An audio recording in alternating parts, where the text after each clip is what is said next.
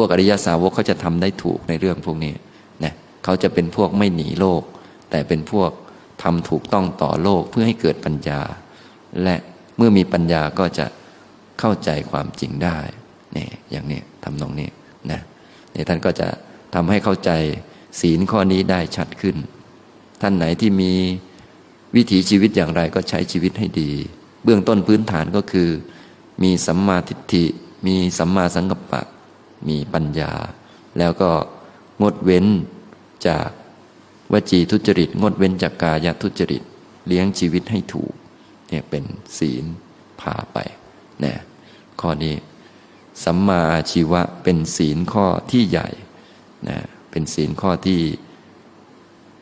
ครอบคลุมที่สุดถ้าพูดในแบบการค้าขายการทำมาหากินในแบบค้าขาย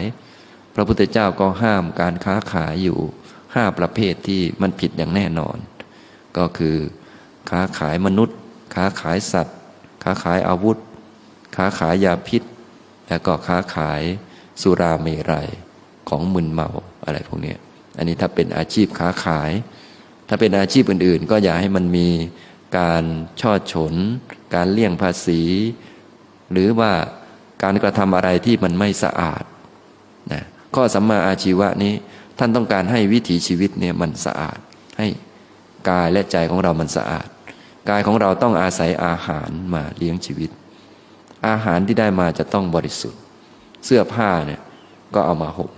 เสื้อผ้าที่ได้มาจะต้องบริสุทธิ์อะไรอีกบ้านที่ได้มาจะต้องบริสุทธิ์อะไรอีกทุกอย่างจะต้องถูกหมดเพื่อต้องการให้มันบริสุทธิ์การบริสุทธิ์ที่เป็นพื้นฐานเนี่ยมันจะเป็นฐานของสมาธินะถ้าพื้นฐานมันไม่บริสุทธิ์ท่านว่ายังไงครับมันคงไปต่อไม่ได้เนี่ยคนโดยทั่วไปจึงไปทำสมาธิก็ดีอะไรก็ดีก็ไม่เกิดปัญญาอย่างแท้จริงอาจจะฟุ้งซ่านไปเลยหรือว่าอาจจะสงบแต่ไม่เคยมีปัญญาแต่เขาก็ไม่ย้อนกลับมาทำอะไรให้มันถูกต้องเขาก็พยายามอยู่อย่างนั้นฝึกสติให้มากทำสมาธิให้มากแต่ว่าถ้าศีลไม่ดีเนี่ยก็ไม่เกิดปัญญาทำไมมันไม่เกิดเพราะมันไม่ครบองค์มรรคการจะเกิดปัญญามันต้องทำให้ครบองค์มรรคจะไปเอาอันใดอันหนึ่งเยอะไม่ได้เนี่ยอย่างนี้ฉะนั้นบางคนเนี่ยก็พูดแต่ว่าต้องรีบปฏิบัติธรรมคำว่าปฏิบัติของเขาไป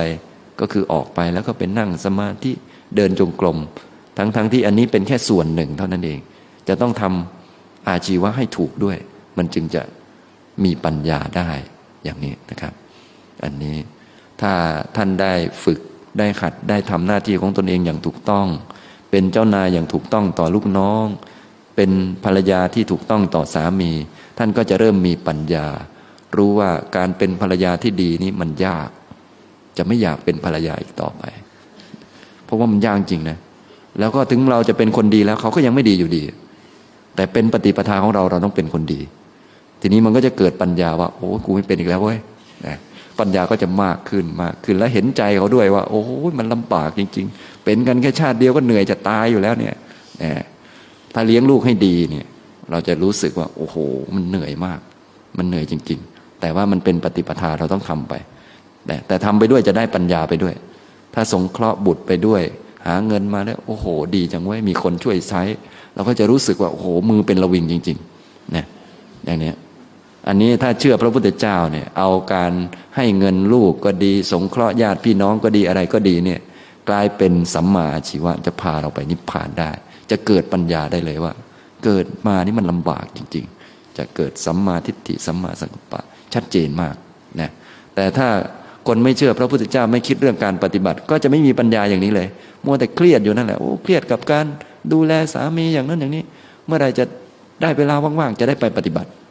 คิดแต่อย่างนี้จะไม่เกิดปัญญาเลยอย่างเงี้ยเนี่ยอย่างนี้คนเราโดยทั่วไปชอบคิดอย่างนั้นเอาละมาทำงานไปทำงานมันวุ่นวายเดี๋ยวเลิกงานก็ไปปฏิบัติชอบคิดอย่างนั้นแต่ถ้าทำเป็นสัมมาอาชีวะเราเชื่อพระพุทธเจ้าเราเป็นเจ้านายทำหน้าที่ของเจ้านายให้ดีทำให้ดีวิธีง่ายๆที่ดีก็คืองดเว้นจากวจีทุจริตไปงดเว้นจากกายทุจริตแล้วก็ทำหน้าที่ของเราให้มันถูกต้องถ้าทำหน้าที่ให้ถูกต้องมีสัมมาทิฏฐิคอยดูไปเราก็จะเกิดปัญญาขึ้นมาในนั้นเลยโดยธรรมชาติว่าเนี่ยเราอุตส่าห์ทำดีแล้วท้ายที่สุดก็ไม่ได้อะไรไป จะมาทนทำอยู่ทำไมล่ะเนี่ยเราจะเข้าใจทุกอย่างเนี่ยก็จะต่อไปก็จะแค่เอาพอให้ชีวิตนี้พอเป็นไปได้และพอให้จิตนี้เกิดได้ในกายนี้พอที่จะไปนิพพานตรงนี้แหละคือสัมมาอาชีวะที่แท้จริงนะคือให้มันพอที่จะไปนิพพาน